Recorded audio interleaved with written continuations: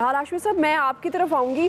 अब ये जो सारी सूरत हाल है, आपके ख्याल में क्या अब वक्त आ नहीं गया कि तमाम सियासी जमातों को मुल्क की खातिर, क्योंकि मुआशी जो सूरत हाल है वो आपके सामने है, अगर सियासी अदम इस्तेहकाम इसी तरह से बढ़ता रहा तो सूरत हाल मज़ीद गंभीर होती जाएगी। आपको नहीं लगता कि अब वक्त आ गया है मुल्क की खातिर तमाम सियासी जमातों को आपको एफर्ट करनी चाहिए, मिलकर बैठना चाहिए, मुज़ाकरात की तरफ बढ़ना चाहिए? बिस्मिल्लाहिर्रहमानिर्रहीम। कोई भी रियासत हो, अगर उस मुल्क में सियासी इस्तेहकाम नहीं है तो वो फेल स्टेट कहलाती है। और सियासत करना सियासतदान और पार्लियामेंटेरियन का काम है। मगर बदकिस्मती से अब पाकिस्तान में अदालतों में सियासत हो रहा है। अगर चलो एक लिहाज से अच्छा है, अगर वजीर आला वजीर आजम अदालत नहीं तय कर रहा है तो फिर वोटिंग के प्रोसेस को स्टॉप कर देना, फिर पार्लियामेंट को ख़त्म किया जाए। मैं समझता हूं कि हमारी अदालतें पहली बहुत बोझ उठा चुकी है, जस्टिस मुनीर से लेके आज तक। और हमारे यहाँ, मैं खुद वकील हूँ, मैं ये बताता, मैं समझता हूँ कि कानून एक होना चाहिए। मुझे ताज्जुब होता है कि आज सैटरडे के दिन हाई कोर्ट तो नहीं खुलता हमारे यहाँ, हम जाके अगर जमा कराएं कोई एप्लीकेशन तो वो लगता है। तो निहाल हाशमी साहब, ये मौका सियासतदानों ने दिया है। मेरा सवाल भी यही है कि क्या आपको नहीं लगता कि बतौर सियासतदान आपको आगे बढ़ना चाहिए, इदारों को अपने रोल में काम करना चाहिए? क्या आप ये बताएं, सियासतदानों ने कहा था कि नवाज शरीफ के लिए आप वो बेंच बना दें, निगरां बेंच? क्या सियासतदानों ने कहा था? जी, सियासी अदम इस्तेहकाम जब बढ़ता है तो मौका मिलता है ना, फिर आप दिया जाए।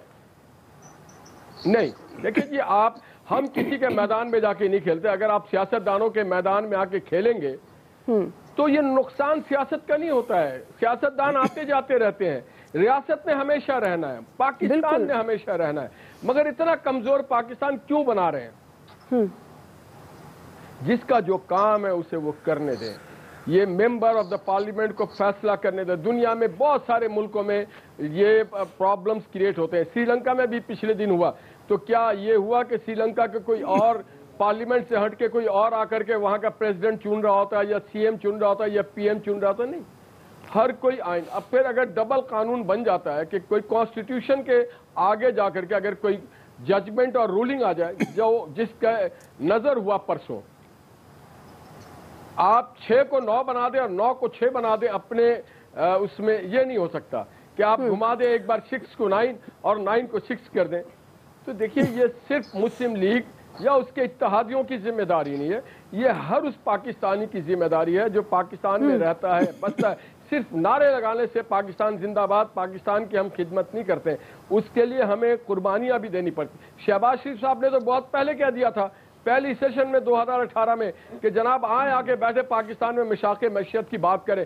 12 हमने बात की। देखिए, वो उनकी बहुत अच्छी बात थी और वो कोर्ट भी की जाती है। बने थे तो उन्होंने 12, हम पे बहुत ज्यादा विक्टिमाइज हुआ। मियां नवाज शरीफ के पूरा खानदान जेल में रहा, मरियम नवाज जेल में रही, हमजा जेल में रहा, शहबाज जेल में रहे, एहसन इकबाल, सलमान, ख्वाजा शाद रफीक, एहसन इकबाल, कौन था जो जेल में नहीं था? मगर हम फिर भी कहते थे कि हम रियासत के खातिर सारे जबर को बर्दाश्त करेंगे। मगर ये जब हमारे हाथ में आप बॉल नहीं देते। आप ये बताएं ना मुझे कि डिप्टी स्पीकर कौमी असेंबली को बुलाया गया था क्या? नहीं बुलाया गया था ना। क्या चेयरमैन सेनेट को बुलाया गया था क्या? नहीं बुलाया गया था। उस वक्त क्या फ्लोर क्रॉसिंग नहीं हुई थी? तो आप जिस बॉल से खेलते हैं, हम आज उसी बॉल से तो खेल रहे हैं। सही। लेकिन निहाल हाशमी साहब, मेरा जो सवाल था, हम यही चाहते हैं, देखिए मुल्क इस वक्त जिस दौराए पर है, ये मिफ्ता इस्माइल साहब भी हमें बताते हैं कि दिवालिया होने के करीब है। आप अवाम का सोचें, आम आदमी जो आपको वोट देता है, आप उसके वोट से पार्लियामेंट में जाकर बैठते हैं, उस पर क्या इफेक्ट हो रहा है? ये आपस की जो लड़ाई है, मेरा पॉइंट भी यही है जो आप बात कर रहे हैं। क्या आपको नहीं लगता कि ये कहीं ना कहीं से पहल होनी चाहिए? आपको पार्लियामेंट में अपने मसाइल को हल करना चाहिए। बिल्कुल, बहुत अच्छा सवाल किया। आपको पता है कि जब 18वीं तरमीम हुई तो सारी सियासी जमातें आके बैठी, और आपको याद होगा जब आसिफ जरदारी साहब सबकदोश हो रहे थे एज ए सदर, تو پرائم منسٹر نواز شریف صاحب نے ان کو بلا کر کے لنچ دیا تھا. آپ کو پتا ہے کہ روایت قائم کی تھی ہمیشہ نواز شریف صاحب نے قائم, اور پھر سب سے بڑھ کے انہوں نے کیا کیا کہ پاکستان کی معیشت کو استحکام دیا, سی پیک لے کے آئے.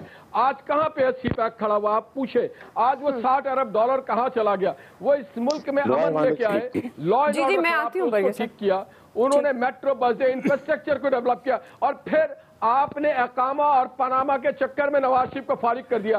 جو آدمی کو انٹرنیشنلی ریکوگنائز کرتی ہے, دنیا اس سے بات کرتی ہے, معیشت دان اس کو مانتے ہیں کہ یہ پاکستان کی اکانومی کو ریسٹور کر رہا تھا, اس اسحاق ڈار کو آپ نے باہر کر دیا جو پاکستان کے خزانے کو بھر رہا تھا. اس اسحاق ڈار کے اوپر آپ نے جھوٹے کیس کر دیے, اس کے وارنٹ نکال دیے. کمال کرتے ہیں. نہال ہاشمی صاحب اسی سے آگے بڑھا.